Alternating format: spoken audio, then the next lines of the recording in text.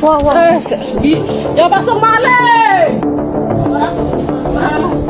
Assalamualaikum warahmatullahi wabarakatuh. Apa kabar teman-teman semuanya? Semoga semua dalam keadaan sehat walafiat ya. Diberikan kesehatan, kelancaran, serta kemudahan dalam segala urusan apapun itu. Hari ini makin semangat lagi kita, makin kita kuat mental. Oke teman-teman, kali ini saya akan membahas tentang akhir tahun yang 1 tahun, 2 tahun galbay siap-siap. Pinjol-pinjol ini sudah targetkan kalian. Nah, daerah mana saja dan pinjol apa saja itu kita akan bahas secara tuntas. Tapi sebelumnya saya harapkan kalian semuanya sudah subscribe channel ini agar channel ini terus berkembang dan dapat memberikan informasi terbaik buat kalian yang galbay. Oke teman-teman, ini dia buat kalian.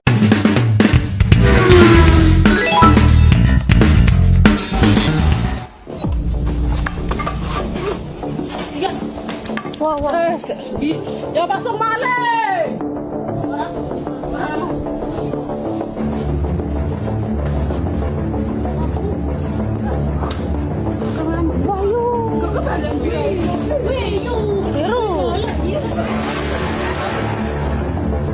Wah, ndak kira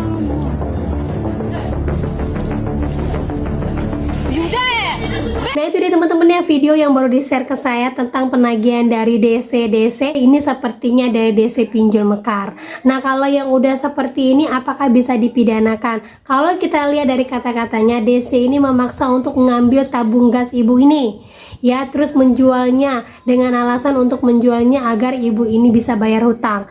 Nah yang seperti ini bisa diteriakin maling, bisa diambil tindakan pidana. Saya heran sekali kenapa pinjol-pinjol mekar ini selalu mempekerjakan perempuan untuk menagih, padahal banyak sekali yang meragukan untuk keselamatan dari perempuan-perempuan ini. Dan lagi teman-teman semuanya yang ditagih, baik dari pinjol ataupun mekar seperti ini ataupun koperasi, ingat sekali, benar kalian wajib punya video untuk menjadi saksi bahwa siapa yang memulai pertengkaran ini, siapa yang membuat adu mulut pertengkaran ini, dan bagaimana tindakan dari DC-nya. Karena sekarang semua debt collector, baik itu dari pinjol, multifinance, koperasi apapun, sekarang jadi polemik, sekarang jadi tertujuan semua mata, dan mereka sudah disanksi bahwa segala tindakan hukum yang berlaku padanya akan dijadikan pidana. Jadi kalian tenang saja, jangan memulai sesuatunya ya.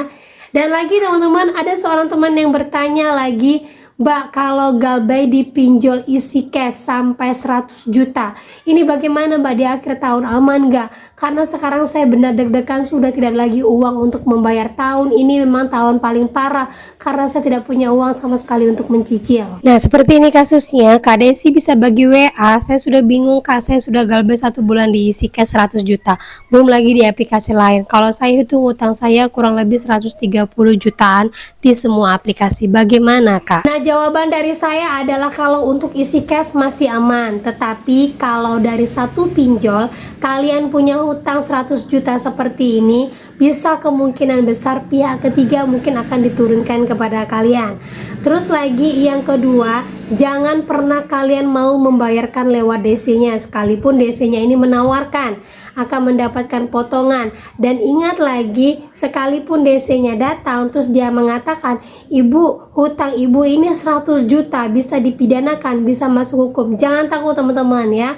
Yang dipidanakan itu yang nilainya ratusan miliar, dan itu pun dari badan usaha ataupun perusahaan.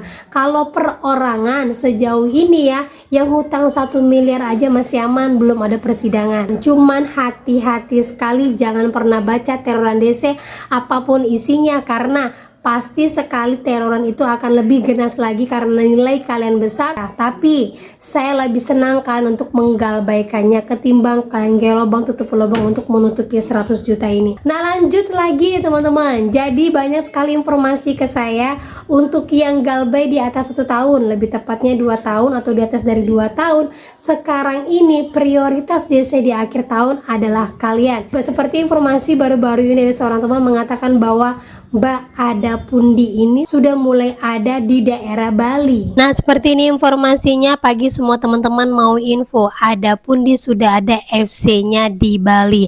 Nah kalau kita lihat dari PT Romora Martindo Abadi, nah ternyata PT dari Romora Martindo Abadi ini adalah mitra dari TA Aron Aset Indonesia atau PT Turn Aron Aset Indonesia yang sering banyak sekali menagih ya. Kadang-kadang kalian sering bilang kami dari PT ini mau menagih. Nah, inilah mitra-mitra di dalamnya. Jadi kemungkinan besar PT Romora ini yang ditunjuk oleh PT Turnaron ini untuk turun ke lapangan, karena sejatinya PT dari Turnaron ini tidak memiliki DC lapangan untuk pinjol. Mereka pada untuk yang tagihan-tagihan besar yang memiliki aset besar juga. Itu informasi yang saya baca itu teman-teman ya. Dan ternyata setelah ditelusuri lebih lanjut lagi, beberapa pihak ketiga ini lebih mendahulukan untuk yang galbay di atas dari 1 tahun atau lebih banyak 2 tahun dan 3 tahun. Nah, itu dia teman-teman ya. Setahu saya ada pundi ataupun juga ada modal, kemudian dana rupiah. Ini adalah beberapa pinjol-pinjol yang diturunkan khusus untuk menagih yang galbaynya sudah 2 tahunan ke atas. Karena apa? Perusahaan ini sekarang sudah mulai goyang.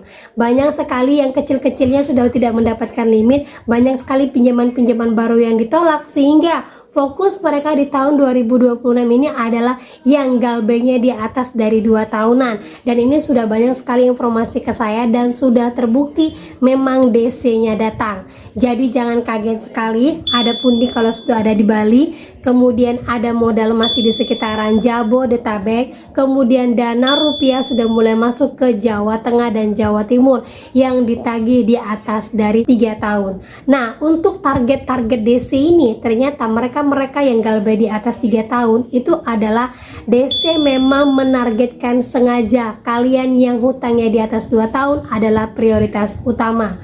Kemudian DC juga yang datang itu adalah pihak ketiga. Ya, pihak ketiga, bukan DC-nya langsung.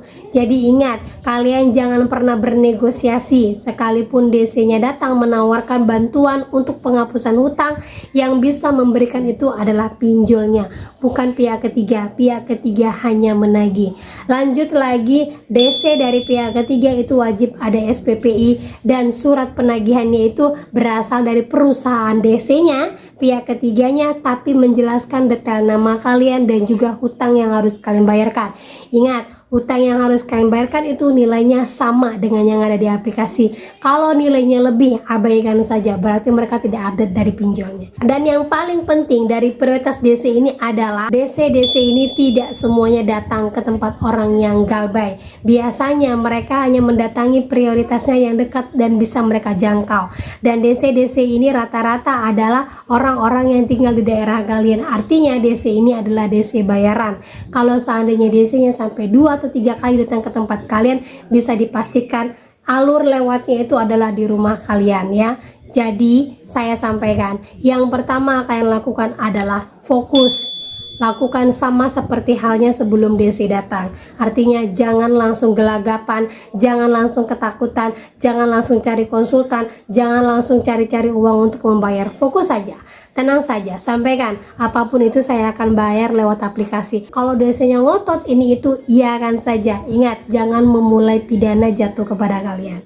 Kemudian lagi yang selanjutnya, kalau DC-nya gerombolan, jangan lupa on kan kamera kalian. Mau itu yang datangnya DC Ambon, mau itu yang DC datangnya orang dari Sumatera atau orang Batak, mau itu DC-nya datang orang Jawa, tidak usah takut. Terima kenyataan bahwa memang risikonya galbay itu ada didatangin DC. Terima kenyataan bahwa saya siap untuk risiko apapun karena memang ini adalah akhir tahun. Gitu teman-teman ya. Nah, oke, itu dia informasi yang bisa saya sampaikan buat kalian. Semoga informasi ini menjadi mood booster, semangat baru. Kalian tahu yang terjadi untuk yang galbay di atas 2 tahun menjelang akhir tahun ini. Siap-siap segala apapun yang terjadi. Saya yakin kalian sudah paham dan mengerti bahwa saya sekarang ini galbay adalah yang terbaik. Oke teman-teman ya. Nah, oke, itu dia. Akhir kata saya ucapkan Assalamualaikum warahmatullahi wabarakatuh.